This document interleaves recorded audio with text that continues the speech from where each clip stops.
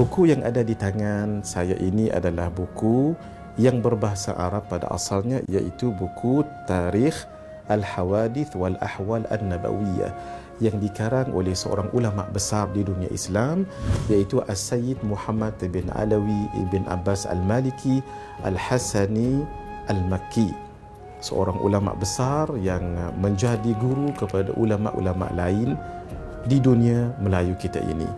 Kitab beliau ini adalah tentang sirah dan perjalanan kehidupan baginda Rasulullah sallallahu alaihi wasallam.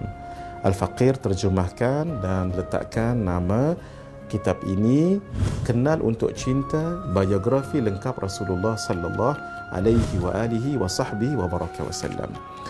Buku ini sangat istimewa sekali sebab lengkap tentang Rasulullah sallallahu alaihi wasallam, diketengahkan oleh beliau dengan susunan yang sangat teratur, bahasa Arab yang sangat mudah sehingga kita pun mudah untuk menterjemahkannya, dan susunan yang sangat bagus sekali mengikut kehidupan dan mengikut peristiwa.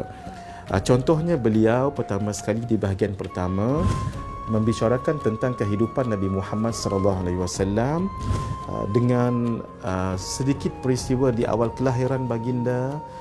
Masya Allah, disebut tentang siapa yang jadi bidan baginda, penjaga dan ibu susuan, kemudian pekerjaan awal Nabi sallallahu alaihi wasallam, pasar-pasar yang pernah baginda singgah berniaga, kemudian nama-nama baginda yang disebut dalam Al-Quranul Karim, tanda kenabian yang dipaparkan dengan ringkas tetapi sangat menakjubkan, umpamanya dada dibelah, khatam nubuwah, mimpi yang baik. Kemudian kita dihidangkan dengan sifat-sifat fizikal baginda Rasulullah sallallahu alaihi wasallam, pakaian dan perhiasan dan kekuatan fizikal, akhlak baginda yang sangat terkenal, susur galur keluarga baginda Nabi dan kaum kerabat, isteri-isteri baginda, anak-anak, saudara-saudara susuan. Itu berkenaan tentang keluarga Nabi. Kemudian disusun dengan begitu baik sejarah ringkas tentang peristiwa hijrah daripada Makkah ke Al-Madinah.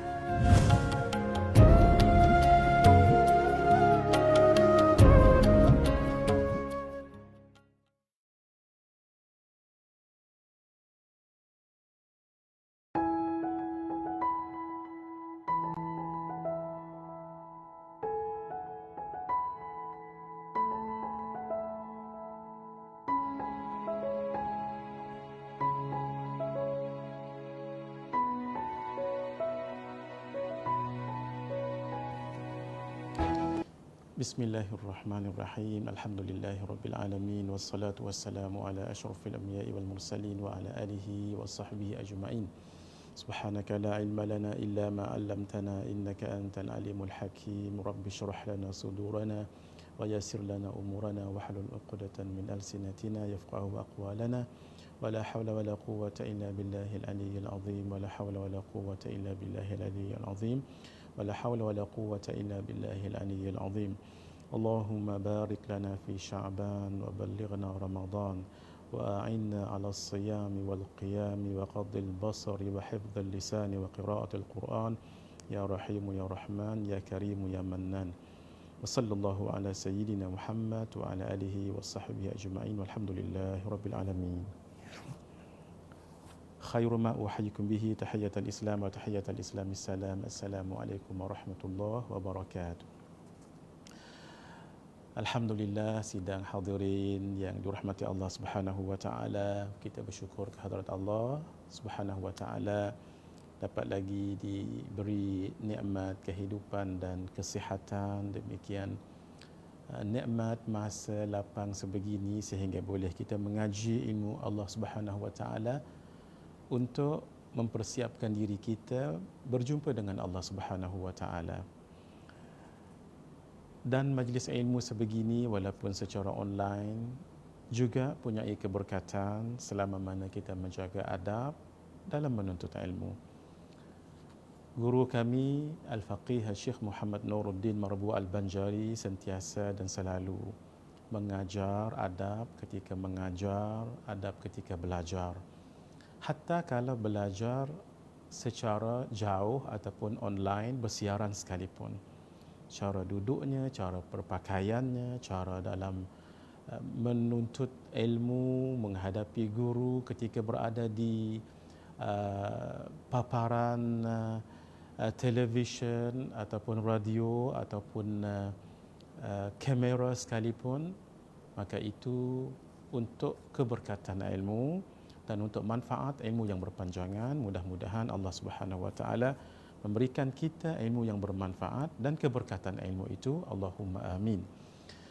Sebab itu salah satu doa orang-orang saleh yang berkaitan dengan ilmu ialah Allahumma la tahrimna minal khairil kathir.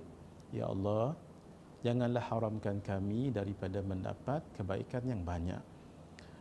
Kebaikan yang banyak itu termasuklah juga dalam ilmu, sehingga ilmu yang kita tuntut akan lebih barakah dan lebih lama dan lebih manfaat, boleh kita hadam dan amalkan dan manfaatkan juga pada orang lain dalam kehidupan kita. Kita masih bicarakan kitab ringkasan fiqh puasa. Semalam kita bicarakan tentang bulan Ramadan itu bulan yang ke-9 dalam kalender Islam. Muharram, Safar, Rabiul Awal, Rabiul Akhir, Jamadil Awal, Jamadil Akhir, Rajab, Syaban, Ramadan, bulan yang ke-9. Dan ketua seluruh bulan, kerana bulan ini punyai manfaat dan kelebihan yang sangat banyak dibandingkan dengan bulan-bulan yang lain. Orang Arab akan bagi nama sesuai dengan keadaan. Ternyata ketika bulan Ramadan cuaca sangat panas, cuaca yang panas itu dia panggil Ramadhan, maka jadilah bulan ini bulan Ramadan dari segi penamaannya. Dan juga bulan ini seperti yang disebut oleh Sayyidina Anas bin Malik, kerana ia memberi peluang kita berbuat amal dalam banyak keadaan, situasi dan tempat, suasana, sehingga syaitan-syaitan itu terbelenggu, tidak boleh mengganggu manusia. Itu tafsiran yang kedua. Tafsiran yang pertama memang betul-betul dirantai dan dibelenggu. Yang kedua, ulama mengatakan yang kecil-kecil, syaitan-syaitan iblis yang kecil-kecil itu tidak dibelenggu, tetapi mereka terbelenggu kerana tidak boleh mengganggu manusia yang berbuat amal di dalam bulan Ramadan ini, sehingga amalan-amalan yang dibuat itu mampu untuk memecahkan, membakar dan menghapuskan dosa-dosa yang dilakukan sebelum ini. Sebab itu disebut sebagai Ramadan. Semalam juga kita bicarakan puasa disyariatkan pada bulan Syaban tahun kedua Hijriyah ketika Nabi berumur 55 tahun. Nabi wafat pada tahun 11 Hijriyah, maka 11 tolak dengan 2 itu jadinya 9. Disyariatkan pada tahun kedua Hijrah 2, 3, 4, 5, 6, 7, 8, 9, 10. Pada tahun ke-11 Hijriyah, baginda Nabi SAW wafat pada bulan Rabiul Awal, tak sempat untuk masuk ke bulan Ramadan. Kerana itu pada 11 Hijriyah Nabi tidak berpuasa. Daripada 2 sampai 10 ini ada 9, maka 9 kalilah Nabi SAW berpuasa. 8 kali 29 hari dan sekali 30 hari. Fadilat puasa yang kita bicarakan semalam banyak sebenarnya, tapi kita bacakan satu hadis dan kita bacakan ayat Al-Quran surah Al-Ahzab ayat 35, dan kita bacakan hadis riwayat Al-Imam Al-Bukhari dan Imam Muslim daripada Sayyidina Abu Hurairah radhiyallahu taala anhu. Sudah kita bicarakan.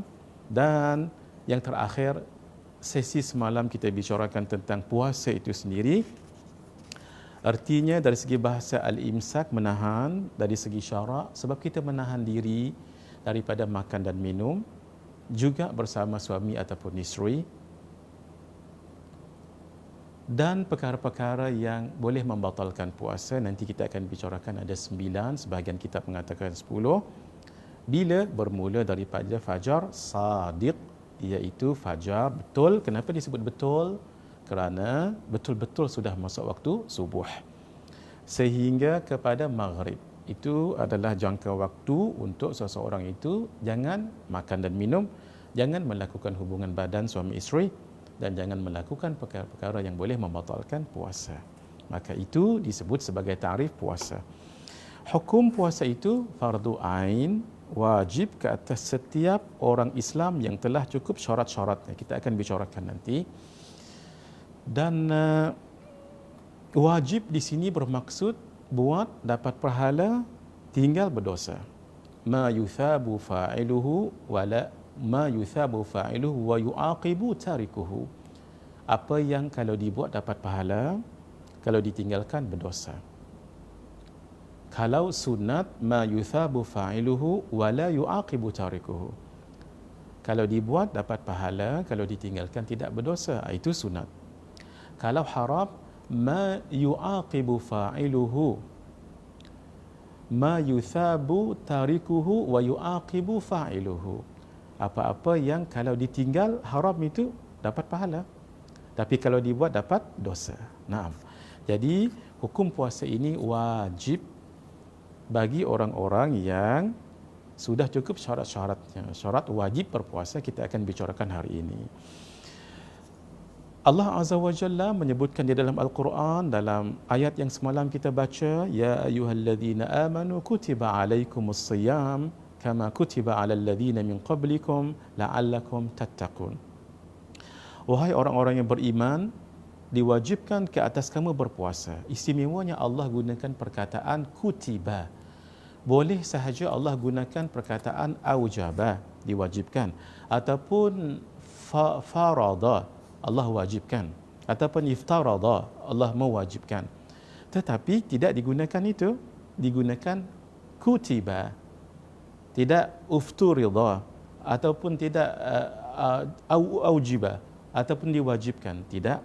Kenapa? Sebab kutiba itu dalam pemahaman bahasa Arab menunjukkan suatu kefarduan yang difardukan sangat istimewa sekali. Dari segi penggunaan perkataan kutiba sahaja menunjukkan perintah puasa ini suatu perintah yang sangat luar biasa, sangat tinggi nilainya dan agung pensyariatannya kerana nilai puasa itu sendiri.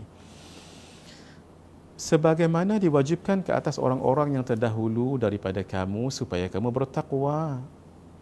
Kata ulama, orang yang beriman itu dia berpuasa. Orang yang berpuasa itu tanda dia beriman. Itu antara kaitan perkataan yang digunakan di dalam ayat ini. Kemudian takwa di sini akan dicapai kalau orang itu beriman. Dan cara untuk dapat takwa itu salah satu caranya adalah dengan jalan berpuasa.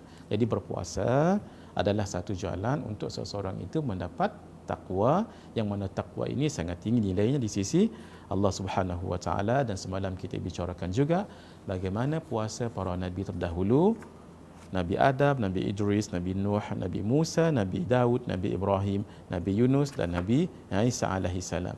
Hadirin yang dimuliakan Allah, mari kita lihat pada muka surat yang ke-6 hari ini, puasa di awal permulaan Islam.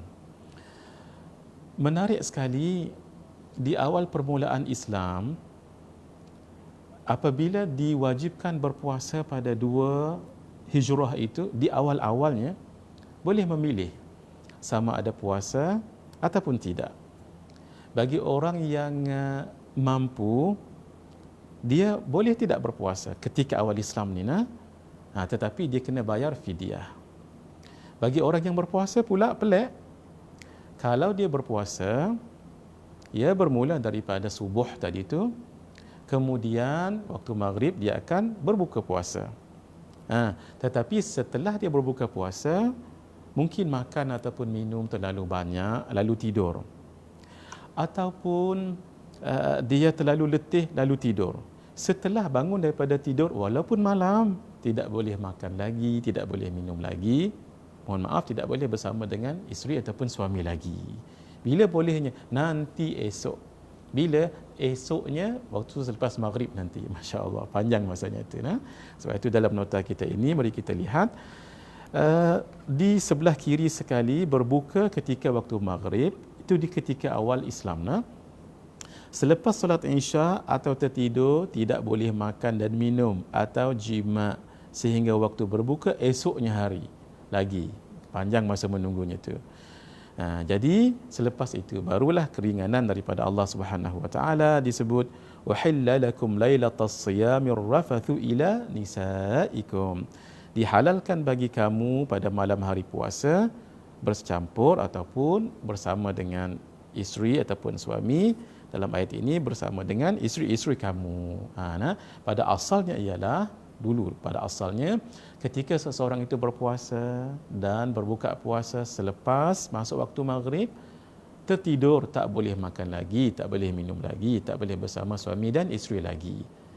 Akhirnya datang ayat yang mengatakan dihalalkan bagi kamu pada malam hari berpuasa bercampur ataupun bersama dengan isteri-isteri kamu. Maksudnya dibolehkan ketika itu. Itu satu. Yang kedua, kita sebutkan tadi, orang yang mampu boleh tidak berpuasa, tapi syarat mesti membayar fidyah ataupun mesti membayar satu mud ataupun satu cupak, lebih kurang sekitar 700 gram. 680 dari segi tepatnya, lebih kurang 700 gram satu beras ataupun makanan asasi di sesuatu tempat dibagikan kepada orang yang fakir miskin. Dahulu begitu. Bagi orang yang mampu, mungkin dia punya harta yang lebih, waktu tu diwajibkan puasa dah, tapi dia boleh pilih, saya tak nak puasa tapi saya bayar fidyah. Disebut jika mampu berpuasa boleh memilih untuk berpuasa atau tidak, tetapi wajib bayar fidyah. Di awal Islam ni wa 'alal ladzina yutiqunahu fidyatun ta'amu miskin, dan wajib ke atas orang yang tidak terdaya berpuasa kerana tua atau sebagainya membayar fidyah, iaitu memberi makan orang miskin. Begini, asalnya orang yang mampu itu sama ada dia kuat ataupun tidak kuat, dia sihat ataupun tidak sihat, dia memilih untuk tidak berpuasa umpamanya, maka boleh dia untuk tidak berpuasa tapi bayar fidyah. Itu pada asalnya. Tapi kemudian turunnya ayat, tak mesti juga berpuasa, tetapi orang yang sakit itu boleh tidak berpuasa dan membayar fidyah. Barulah akhirnya di syariat itu berterusan, maksudnya melalui proses Allah Subhanahu wa taala wajibkan puasa sama ada orang yang mampu ataupun yang tidak mampu tadi, tetapi orang yang tidak mampu ada kelonggaran dia. Faman syahida minkumus syahra falyasum wa man kana maridan aw ala safarin fa'iddatum min ayyamin ukhar. Di awal tadi tu, orang yang mampu walaupun berpuasa tetapi dia boleh memilih untuk tidak berpuasa tapi dia membayar fidyah. Tapi setelah turun ayat ini tak boleh. Wajib orang yang mampu, orang yang punya harta sekalipun wajib. Oleh itu, sesiapa di antara kamu yang menyaksikan anak bulan Ramadan atau mengetahuinya, dia tak tengok anak bulan tapi dia mengetahui, macam kita kan tahu melalui perkhabaran ataupun pengumuman penyimpan mohor besar Raja-Raja Melayu, itu maksudnya mengetahui. Sesiapa di antara kamu yang menyaksikan anak bulan Ramadan, melihat anak bulan Ramadan hilal atau mengetahuinya, maka hendaklah dia berpuasa pada bulan itu. Dan sesiapa yang sakit atau dalam musafir, dia sakit dan musafir, bolehlah dia berbuka. Kemudian wajiblah dia berpuasa sebanyak hari yang ditinggalkan itu pada hari-hari yang lain. Kalau dulu, walaupun dia tak sakit, dia boleh memilih untuk tidak berpuasa, tapi bayar fidyah. Tetapi ketika turun ayat ini, tak wajib berpuasa, tak boleh bayar fidyah, kecuali dua keadaan. Satu, dia sakit. Yang kedua, dia dalam keadaan musafir. Maka ketika itu, dibolehkan tidak berpuasa, tetapi menggantikan puasa itu pada hari-hari lain di luar daripada bulan Ramadan. Begitulah awal permulaan puasa itu. Di awal permulaan Islam mengalami proses pensyariatan sebegitu, sehinggalah sekarang ini kita wajib berpuasa dan ada rukhsah bagi orang yang sakit ataupun orang yang bermusafir. Sebab itu kita lihat sekarang hukum-hukum puasa pada muka surat 7 yang ada kitab di rumah, ada 4 hukum berpuasa itu. Yang pertama sekali wajib, yang kita katakan wajib tu apa dia?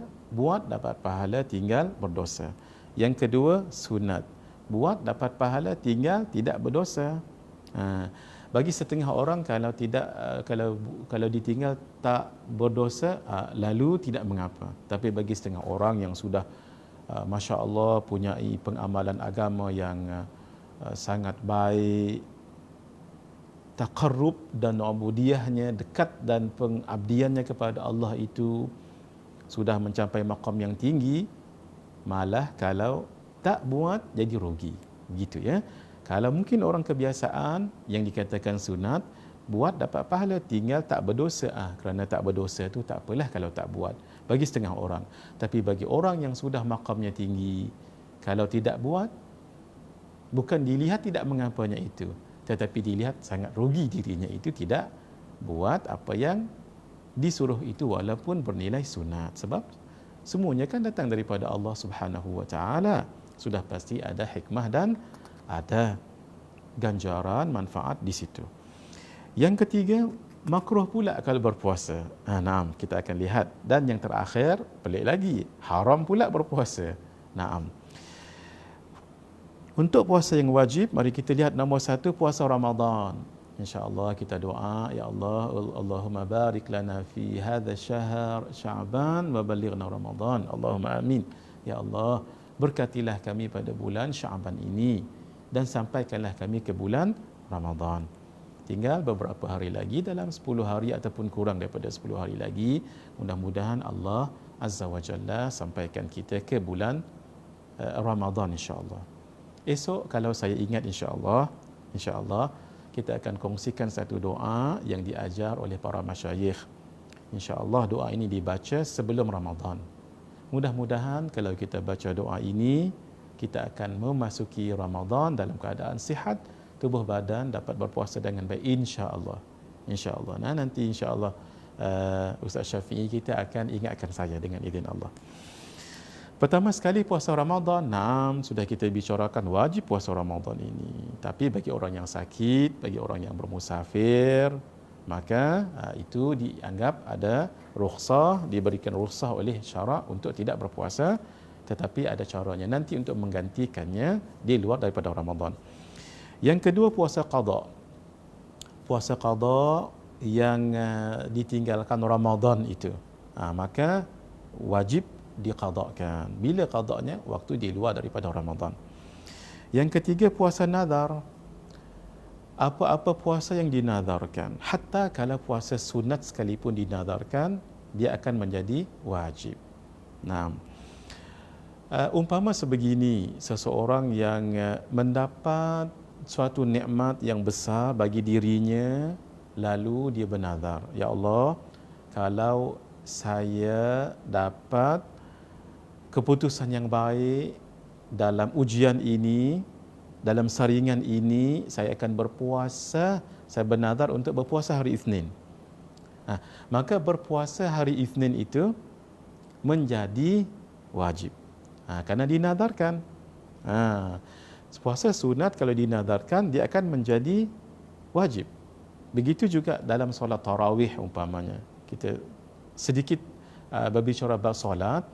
Umpamanya seseorang itu dia dapat nikmat yang besar. Ya Allah, saya bernazar kalau nikmat ini saya dapat, saya bernazar untuk solat tarawih di masjid 3 malam. Solat tarawih, solat di masjid 3 malam menjadi wajib baginya. Walaupun solat itu solat sunat, kan solat tarawih itu solat sunat. Ketika dia solat nanti, solat itu menjadi solat wajib baginya. Menjadi status sunat tadi menjadi wajib. Cuma ada cara untuk solatnya itu, tidak boleh dia bersolat umpamanya dengan melafazkan niat usalli sunnat tarawih raka'ataini ma'muman lillahi ta'ala, itu tidak memadai. Kalau dia solat sebegitu, solat tadi hukumnya menjadi solat sunat, belum lagi melengkapi ataupun memenuhi nazarnya tadi. Untuk memenuhinya dia kena ubah usalli sunnat tarawih rak'ataini manzuran. Manzuran maksudnya manzuratan ataupun usalli sunnat tarawih. Solat sunat tarawih. Maka solat manzuratan. Seperti yang dinazarkan, barulah makmuman lillahi ta'ala. Nanti insya-Allah hadirin, bila masuk pada perbicaraan tarawih nanti, kita akan bicarakan bagaimana orang yang solat nazar untuk solat tarawih. Tidak cukup dengan niat yang biasa kita baca tu, tetapi ditambah di belakang itu dengan manzuratan lillahi ta'ala. Itu kemudian insya-Allah. Kemudian yang keempat, puasa kafarah. Puasa denda. Kenapa denda itu? Satu, kerana dia zihar. Zihar itu apa maksudnya? Asal zihar itu adalah zuhur. Zahar maksudnya belakang, punggung kata kita. Iaitu menyamakan isteri dengan mana-mana perempuan mahram untuknya. Tidak boleh. Maksudnya hidungmu seperti hidung ibuku, punggungmu seperti punggung ibuku, dan yang lain-lain.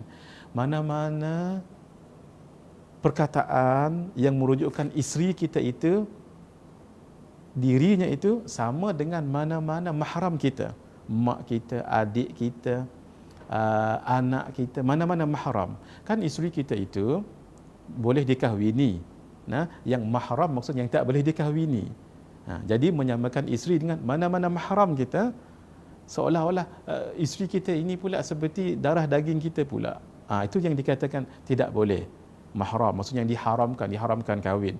Menyamakan isteri dengan punggung ibu ataupun nenek ataupun anak ataupun cucu, itu hukumnya tidak boleh. Maka itu namanya zihar. Bila zihar, hukumnya adalah dia kena berpuasa. Puasa itu namanya puasa kafarah. Yang kedua, membunuh. Orang yang membunuh itu kafarahnya antaranya adalah berpuasa, wajib dia berpuasa. Kemudian jima' di bulan Ramadan. Ini untuk siapa ni? Untuk lelaki. Kalau jima' di bulan Ramadan dengan isteri, maka hukumnya adalah dia kena berpuasa 2 bulan berturut-turut. Na'udzubillahi min dzalik. Sebab itu mohon maaf bagi orang yang barangkali baru berkahwin, semangat untuk melakukan hubungan itu mungkin lebih, tapi tidak ada ilmu padanya. Takut-takut nanti ketika dia berpuasa, dia buat benda ini, nanti hukumannya sangat berat. Apa dia 2 bulan puasa berturut-turut. Kerana itu nanti kita akan bagi macam mana caranya. Antaranya takut nanti tak ingat. Antaranya ialah ketika nak buat perkara itu, maaf ni bukan nak bagi jalan supaya buat benda, tidak. Ini bagi orang yang mungkin tak tahan ataupun maklum sajalah baru kahwin, maafkan saya ya. Jadi caranya ialah supaya jangan terkena puasa 2 bulan berturut-turut itu. Macam mana caranya? Caranya ialah puasa tadi itu dibatalkan dengan barangkali dengan 2 cara. Satu, bermusafir. Bila bermusafir kan, orang bermusafir tidak wajib berpuasa. Maka bolehlah dia tidak berpuasa. Yang kedua, ketika dia nak buka puasa, jangan dibuka puasa itu dengan buat perkara tadi tu. Tetapi dia minum air dulu ke, dia makan kari pap dulu ke, ataupun apa dulu ke. Maksudnya dia telah membatalkan puasanya dengan makan dan minum. Barulah selepas itu, kalau dia nak buat perkara itu, maka tidak kena hukumnya. Boleh difahami hadirin, yang dikatakan kafarah 2 bulan berturut-turut ini bagi suami ialah ketika tengah berpuasa, lalu dia membatalkan puasanya dengan jima' tadi tu. Maksudnya dengan dia buat hubungan itu dengan isterinya. Maksudnya dia telah membatalkan puasa dengan jima' tadi tu. Berbeza dengan orang yang batalkan puasa dengan makan ataupun minum dahulu, kemudian dia melakukan jima' ataupun melakukan hubungan badan itu, tidak dikenakan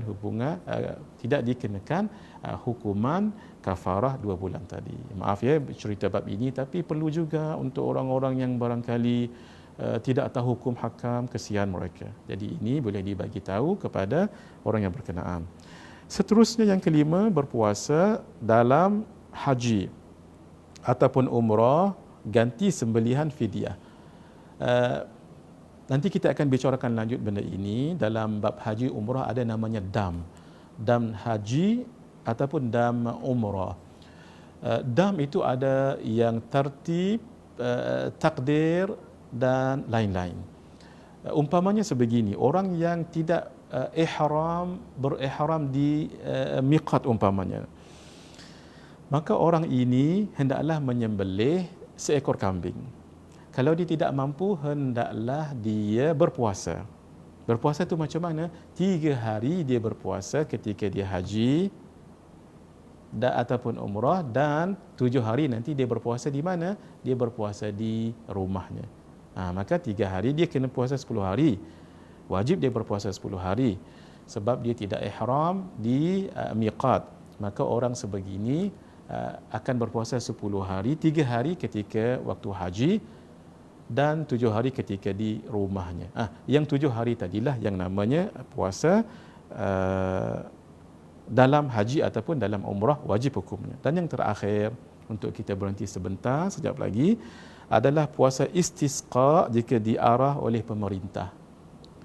Berlaku kemarau, lalu pemerintah ataupun pihak penguasa, waliul amri, minta rakyat jelata untuk berpuasa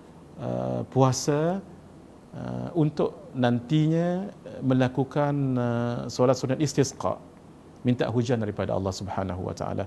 Ketika qarar ataupun arahan ini datang daripada waliul amri, pemerintah, maka ketika itu puasa ketika itu pada asalnya sunat menjadi wajib di atas arahan dan perintah ini.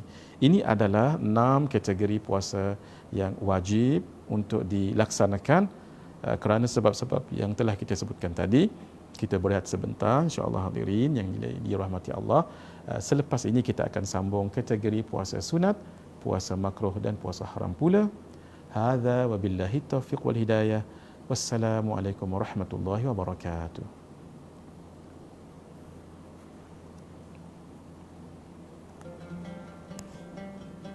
Buku Qalbun Salim adalah buku syarah kepada penawar bagi hati, kitab tasawuf yang moden, bahasa yang ringkas dengan penerangan yang sangat baik sekali. Kalau ditanya buku moden yang ringkas menceritakan tentang tasawuf tetapi sistematik dalam tazkiyatun nafas, pembersihan jiwa, inilah buku dia, iaitu buku Penawar Bagi Hati karangan Syekh Abdul Qadir ibn Abdul Muttalib Al-Indonesi. Kerana buku ini menceritakan tentang 3 fasa dalam pembersihan jiwa. Satu yang disebut sebagai takhalli, kosongkan diri daripada sifat-sifat madmumah. Yang kedua, tahalli, menghiasinya dengan sifat-sifat mahmudah. Dan barulah tajalli, kurniaan daripada Allah Subhanahu wa taala. Buku Qalbun Salim barangkali buku yang boleh merongkaikan dan memberikan pencerahan serta memberi panduan dan penerangan terhadap apa yang ditulis oleh Syekh Abdul Qadir ibn Abdul Muttalib Al-Indonesi. Buku Qalbun Salim ini kita susun dengan setiap teks yang asal diletakkan di bahagian atas dan di shading supaya dapat beza dengan ulasan ataupun kupasannya. Qalbun Salim adalah kupasan, syarahan kepada kitab Penawar Bagi Hati. Untuk membezakan tulisan asal Syekh Abdul Qadir Al-Mandili dengan apa yang kita syarahkan ataupun susunkan, setiap footnote itu adalah Qalbun Salim. Bermakna setiap teks yang asal dalam kitab Penawar Bagi Hati diletakkan di atas dan penerangannya adalah di bawah itu mengikut footnote masing-masing, dan ini tidak akan mencampurkan tulisan yang asal, sehingga nanti para pembaca budiman akan dapat tahu mana satu teks yang asal dan mana satu Qalbun Salim, iaitu setiap footnote daripada nombor 1 sampai akhir footnote-nya itu.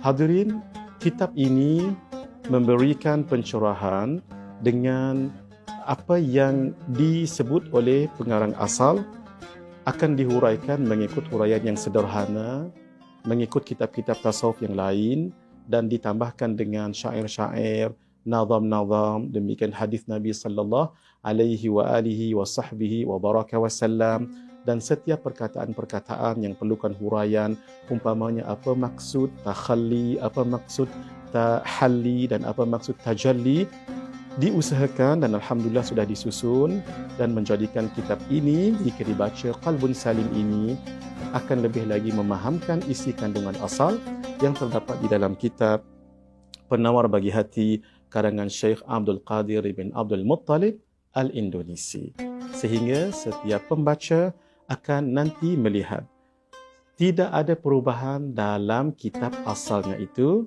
seperti yang kita susun sekarang.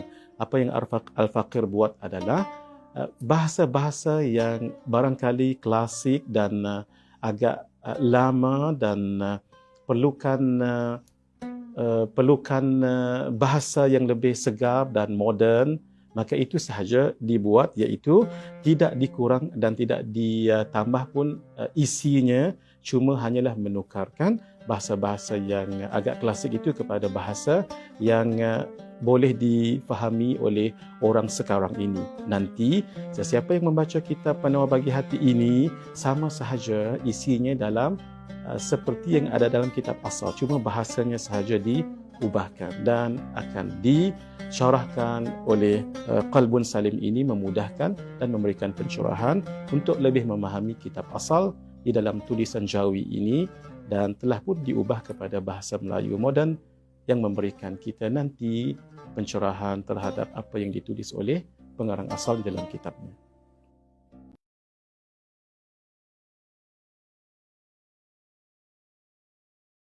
Bismillahirrahmanirrahim. Assalamualaikum warahmatullahi wabarakatuh. Alhamdulillah, kita berjumpa kembali. Ada soalan di sini, kita akan cuba jawab sebanyak yang mampu. Selepas itu kita akan sambung lagi bicarakan tentang hukum-hukum berpuasa, iaitu puasa sunat. Boleh Ustaz terangkan bagaimana yang dimaksudkan dengan berlebih-lebihan ketika mandi sunat atau wajib dan ketika madmadah? Apakah indikator berlebih-lebihan? Soalan yang sangat bagus sekali.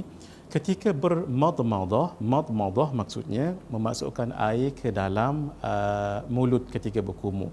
Berkumur yang biasa sahaja. Itu maksudnya berkumur yang biasa sahaja. Berkumur yang berlebih-lebihan iaitu berkumur dengan rinse yang terlalu banyak, kuat sangat. Itu maksudnya berlebih-lebihan. Satu. Mandi sunat hari Jumaat itu sunat hukumnya. Tetapi kalau mandi yang berlebih-lebihan sehingga menggosok dan dengan cara yang banyak menggunakan air sehingga banyak menggunakan air tidak mengapa, tetapi umpamanya ketika membasuh telinga ini lalu dimasuk di sekeliling ini kemudian sampai masuk ke dalam, maka itu dianggap sebagai berlebih-lebihan.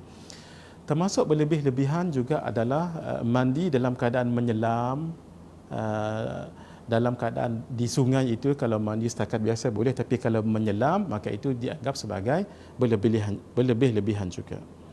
Nah, maafkan saya, maafkan ya, ini telefon orang lain jadi dia padam. Baik, hadirin, kita tunggu sebentar untuk kita jawab soalan.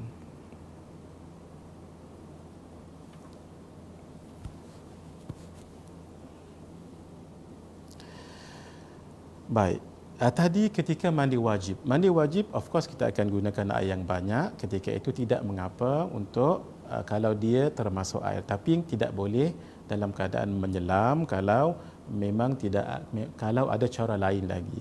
Maksudnya kalau mandi wajib dalam keadaan guna air yang banyak termasuk air tidak jadi masalah, sebab itu menjadi suatu kewajipan untuk mandi wajib. Tetapi kalau sengaja untuk menyelam maka boleh membatalkan puasa kalau dia berlebih-lebihan. Baik. Yang kedua, apakah niat puasa qada perlu diniatkan sebelum subuh kerana kita qada puasa yang wajib? Jawabnya benar.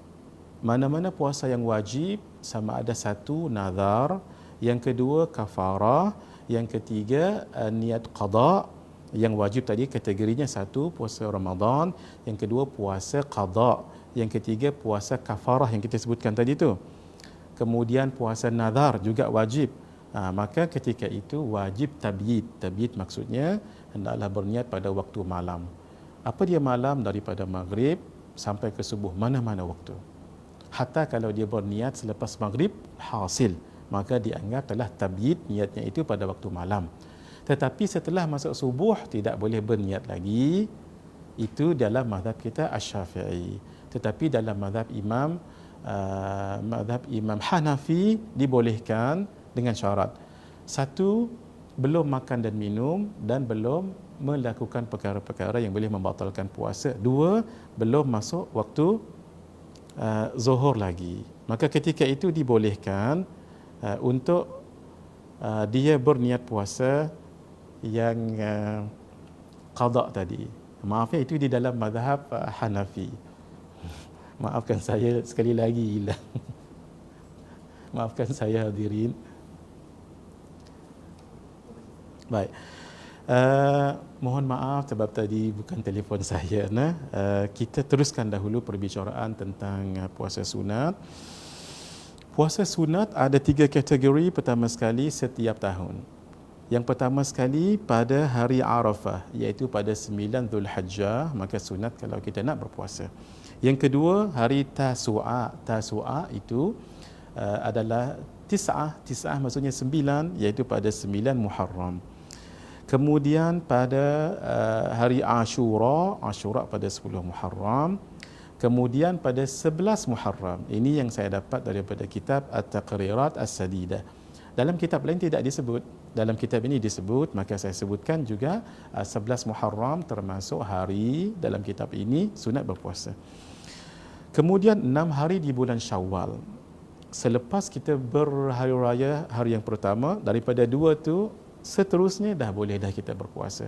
Paling bagus seawal-awalnya dan paling bagus secara berterusan. Tapi kalau tidak boleh, tidak mengapa di pertengahan dan berterusan, atau di pertengahan tidak berterusan, tidak mengapa, asalkan 6 hari di bulan Syawal. Ada perbincangan nanti insya-Allah. Ini jangan ditinggalkan hadirin, nanti kita akan bicarakan hadis man sama ramadhana thumma tabi'ahu sittan min syawalin faka'annama sama ad-dahra. Sesiapa yang berpuasa Ramadan dan mengikutinya dengan 6 hari di bulan Syawal, maka seolah-olah dia berpuasa sepanjang tahun. Kenapa? Sebab dalam Islam, satu amalan itu pahalanya seperti 10 pahala. Jadi kalau kita berpuasa, katalah Ramadan 29 ataupun 30 hari, maka didarab dengan 10, jadi 300. 6 hari di bulan Syawal, maka 6 darab 10 jadi 60. Jadi 360 hari, itulah bilangan hari dalam setahun. Itulah sebabnya kenapa Nabi SAW mengatakan, kalau orang berpuasa Ramadan dan berpuasa 6 hari di bulan Syawal, seumpama dia berpuasa sepanjang tahun. Masya Allah. Hadirin ya Allah, kalau kita dapat buat ini sepanjang tahun, bermakna sepanjang hidup kita berpuasa. Setelah kita balik, setelah balik kita puasa Ramadan dan kita puasa 6 hari di bulan Syawal. Kan itu seumpama puasa sepanjang tahun. Tahun depan buat lagi, tahun depan buat lagi, tahun depan buat lagi. Sepanjang kita hidup itu, sejak daripada balik, seolah-olah kita berpuasa sahaja. Subhanallah, pahalanya sangat besar sekali. Yang keenam, berpuasa pada bulan-bulan mulia, Ashhurul Hurum, bulan-bulan yang haram. Haram tu bukan maksudnya haram yang tak elok, haram maksudnya haram yang bagus, hormat. Sebab itu disebut Al-Masjidil Haram, masjid yang hormat, masjid yang mulia. Itu maksudnya. Ashhurul Hurum, bulan-bulan yang haram, maksudnya bulan-bulan yang mulia, ada 4. 1 bulan Dzulqa'dah, Dzulhijjah, Muharram dengan Rajab. Boleh kalau nak berpuasa sepanjang bulan ini, boleh. Subhanallah, seorang sahabat Nabi SAW yang bernama Sayyidina Ibnu Umar radhiyallahu taala anhuma, anak kepada Sayyidina Umar. Beliau disebut di dalam kitab Lataiful Ma'arif karangan Al-Imam Ibn Rajab Al-Hambali. Beliau mengatakan Sayyidina Ibnu Umar berpuasa keseluruhan 4 bulan haram ini. Memang tidak ada dalil daripada Nabi yang Nabi sendiri berpuasa di 4 bulan ini. Tidak ada. Tetapi apa yang Nabi tidak buat bukan bermakna dalil untuk kita tidak buat. Nah, sebab itu disebut dalam kaedah at-tarku la yantaj hukman. At-tarku, apa yang Nabi tidak buat itu tidak semestinya membawa kepada hukum. Nah, tetapi yang dimaksudkan dengan at-tarku itu apa yang Nabi tak buat bermakna boleh kalau kita tak buat. Bukan apa yang Nabi tak buat kita pun tak boleh buat, tidak begitu. Kembali ya, yang dikatakan at-tarku, apa yang Nabi tidak buat bermaksud boleh kalau kita tak buat, bukan bermaksud tak boleh kalau buat. Buktinya apa? Banyak sekali dalam contoh ini. Nabi tidak ada pun riwayat mengatakan baginda berpuasa 4 bulan ini sepenuhnya.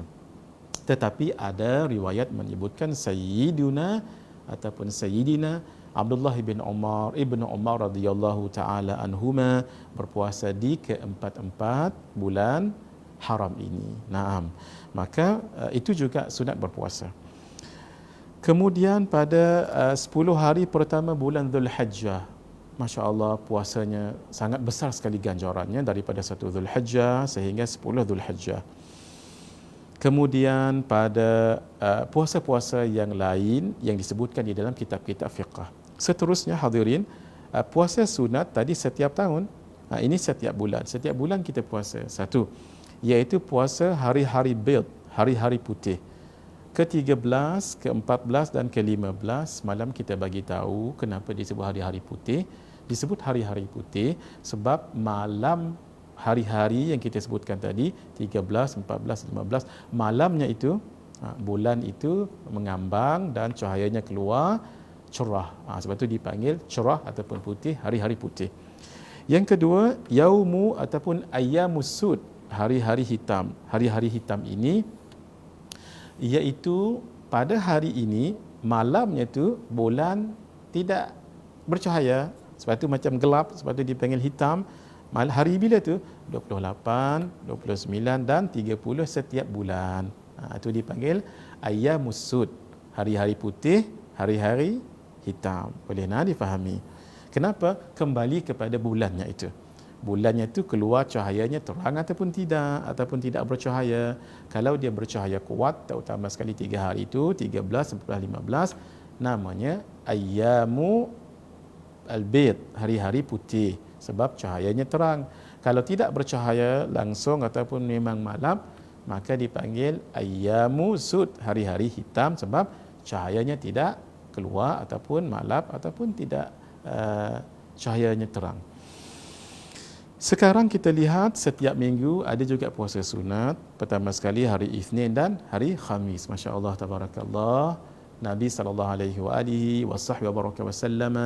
ketika ditanya tentang puasa hari Isnin, Nabi mengatakan, "Fadzalika yaumun wulidtu fihi wa unzila ilayya." Kerana pada hari itu aku diputrakan, aku dilahirkan ke dunia ini. Kan Nabi lahir pada hari Isnin dan diturunkan wahyu padaku pada hari Isnin. Jadi ulama mengatakan ini tanda isyarat daripada Nabi untuk kita menyambut kelahiran Nabi. Kalau baginda sendiri menyambutnya dengan jalan puasa, sebegitu setiap Isnin Nabi akan berpuasa.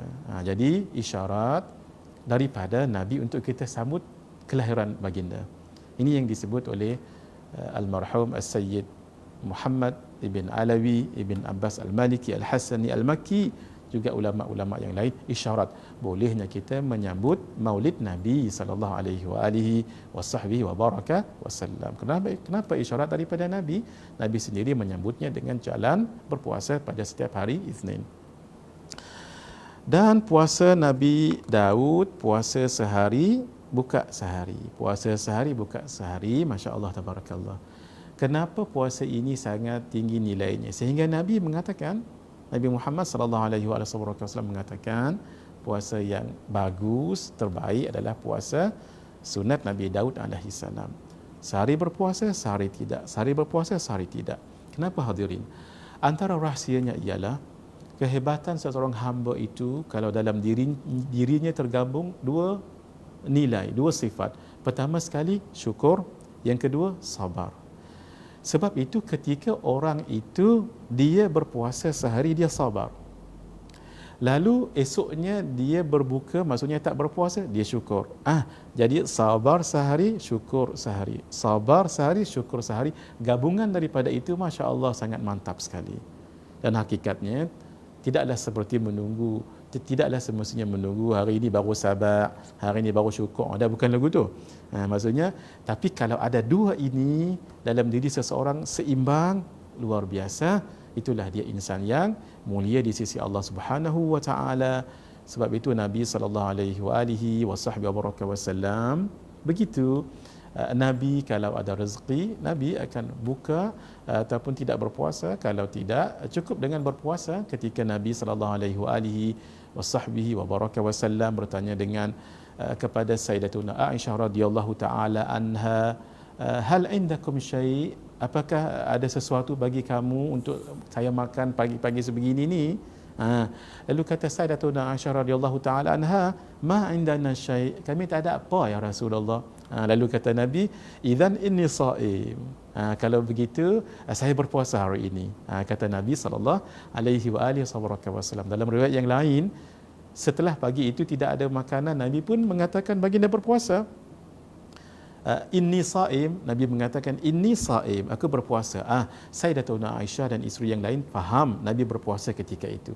Inilah juga qiyas dalam mazhab kita Asy-Syafi'i, boleh melafazkan niat. Kenapa? Sebab Nabi menyebut inni saim, aku berpuasa di mulut Nabi, maka didengar oleh isteri-isteri baginda sallallahu alaihi wasallam. Ini menunjukkan Nabi berpuasa. Sebab itu qiyas dalam mazhab Asy-Syafi'i menyebut nawaitu ke usalli ke, qiyas kepada yang tadi itu. Dan qiyas adalah satu cara al-adillah dalam mazhab kita Asy-Syafi'i, al-adillah al-syar'iyyah untuk mengistinbatkan hukum. Dalam riwayat menyebut, setelah beberapa ketika datang ada orang bagi makanan kepada Sayyidatuna Aisyah radhiyallahu taala anha. Lalu Sayyidatuna Aisyah mengatakan, ya Rasulullah, ada orang bagi begini, maka Nabi membatalkan puasa sunat tadi dan Nabi makan pula. Ini menunjukkan apa? Boleh kalau kita berpuasa sunat, kemudian rasa nak buka puasa makan apa, tak ada. Orang bagi makanan apa, tak ada. Lalu dia tak berpuasa, hukumnya boleh, sebab Nabi pun buat begitu juga dalam ketika yang kita sebutkan tadi. Masya Allah, tabarakallah hadirin. Mari kita lihat puasa yang jadi makruh kalau berpuasa. Ajib juga ya. Satu, hanya hari Jumaat ataupun hanya hari Sabtu ataupun hanya hari Ahad sahaja. Kenapa? Sebab kata ulama, kalau hanya hari Jumaat, bukankah hari Jumaat itu hari untuk kita berbuat amal ibadah yang sebanyak-banyaknya? Kalau berpuasa kan nanti jadi lemah, jadi nanti letih. Maka kerana itu Nabi katakan jangan. La yasum ahadukum yaumal Jumaah. Jangan berpuasa salah seorang daripada kamu hari Jumaat sahaja. Illa ayyasuma yauman qablahu au yauman ba'dahu, kecuali dia berpuasa sehari sebelumnya, Khamis gembar dengan Jumaat, ataupun yauman ba'dahu, Jumaat dan Sabtu. Itu tidak jadi makruh. Kalau Jumaat semata-mata tak boleh. Bukan tak boleh, maksudnya hukumnya makruh. Baik. Tetapi itu untuk hari biasa yang tidak ada sebab apa-apa. Tetapi kalau katalah Yaumu Arafah, yang kita katakan puasa sunat tadi itu hari Arafah kan, dan hari Arafah itu jatuhnya pada hari Jumaat sahaja, maka kita berpuasa pada hari itu kerana nak berpuasa Arafah semata-mata hari Sabtu tu je, tidak Khamis dan tidak Sabtu, digembarkan sehari sebelum ataupun digembarkan sehari selepasnya, tidak mengapa, boleh. Yang kita katakan makruh ini tak ada sebab apa-apa, saja solat saja nak puasa hari Jumaat saja, hukumnya adalah makruh. Yang kedua, kenapa hari Sabtu sahaja tidak boleh? Sebab orang-orang Yahudi sangat membesarkan hari Sabtu. Sebab itu jangan seperti mereka.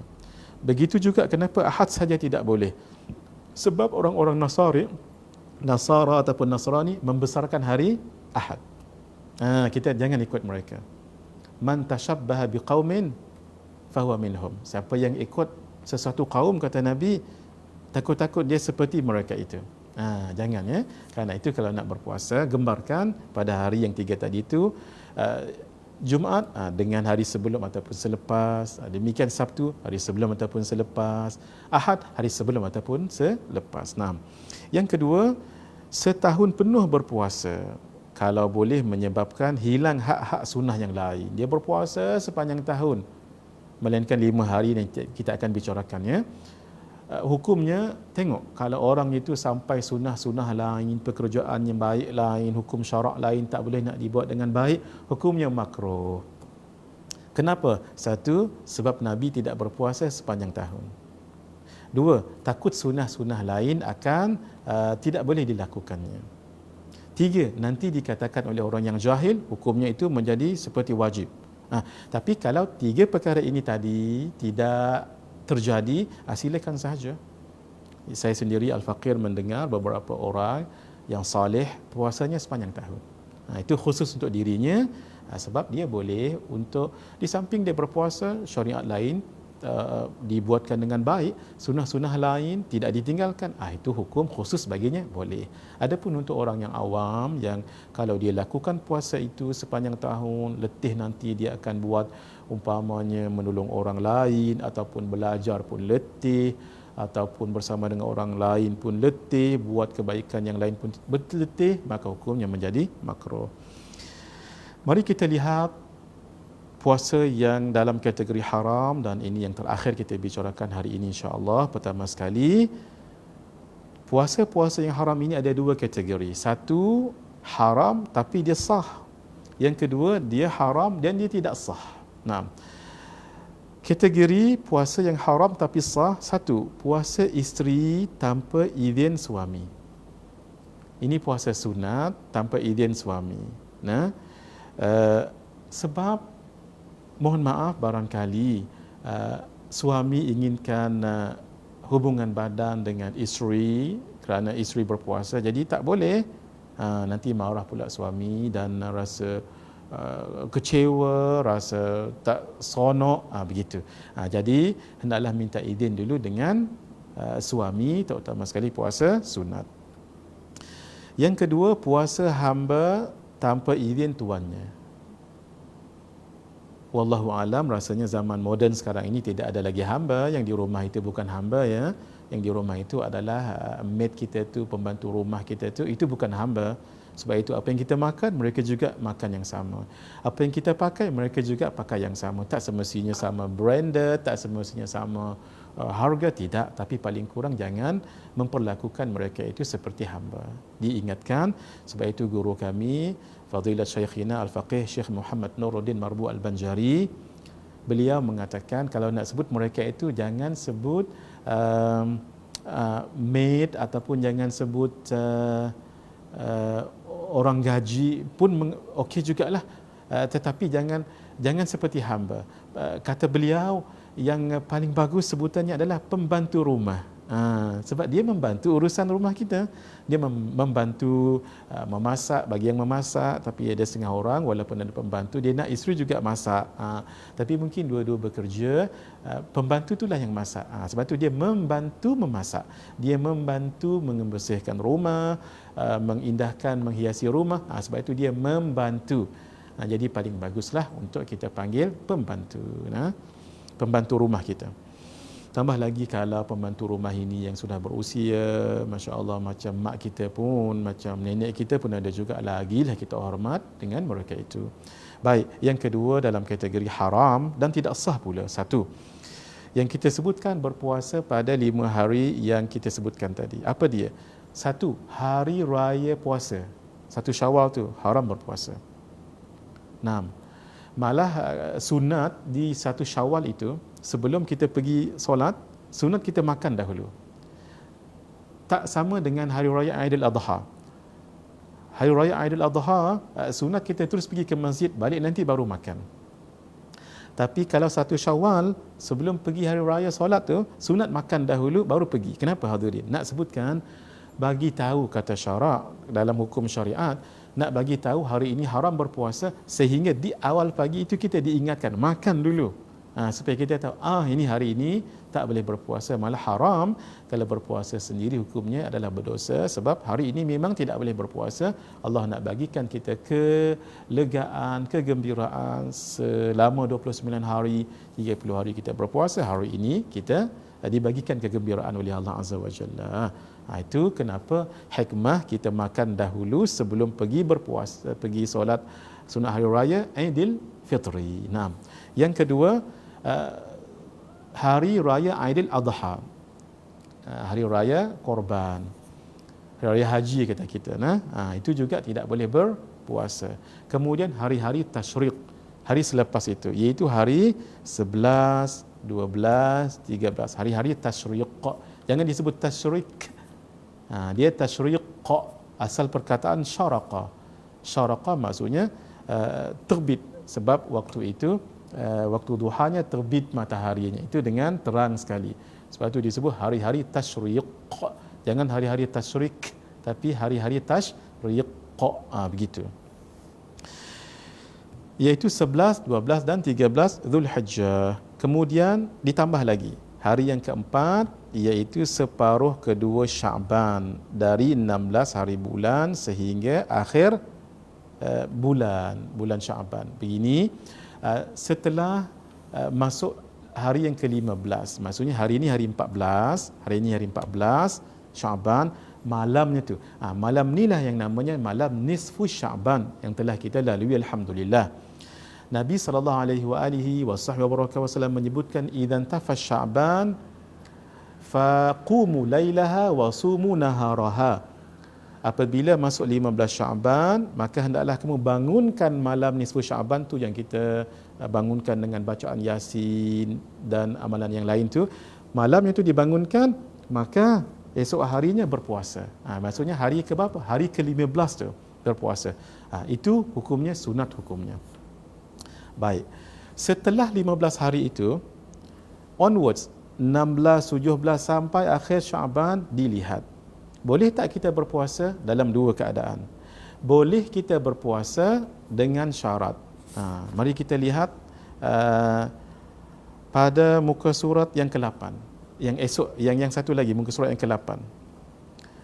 Separuh kedua Syaban ini, boleh kita berpuasa kalau puasa itu puasa yang wajib, iaitu puasa qada, puasa kafarah dan puasa nadar. Sudah kita bicarakan. Walaupun 16 Syaban, walaupun 17 dan seterusnya, boleh. Sekarang ni lah, siapa yang kaum ibu di luar sana tu, keajah-keajah, yang adik-adik yang masih lagi qada tidak tertunai, boleh tak puasa hari ini 20 Syaban ini? Hukumnya boleh, kerana termasuk dalam kategori qada ataupun kafarah ataupun nadar. Dia selalu berpuasa Isnin dan Khamis. Memang begitulah sepanjang tahun. Boleh juga dia berpuasa. Tapi kalau tak boleh dia berpuasa sekarang ini, Syaban kita sekarang. Dan satu lagi, untuk puasa Syaban, hendaklah dia sambung. Begini ya, ketika dia berpuasa 15 hari Syaban, tadi ini kan sunat, maka dia terus sambung 16, 17, 18 sampai akhir Syaban itu. Tetapi mana-mana hari yang dia berhenti dalam hari-hari ini, hari selepas itu tak boleh puasa lagi. Saya bagi contoh. Dia tak pernah puasa pun 1 sampai 14 Syaban. Lalu dia berpuasa 15 hari Syaban. Kerana hukumnya sunat. Nabi sebutkan tadi untuk puasa pada harinya, iaitu 15 Syaban.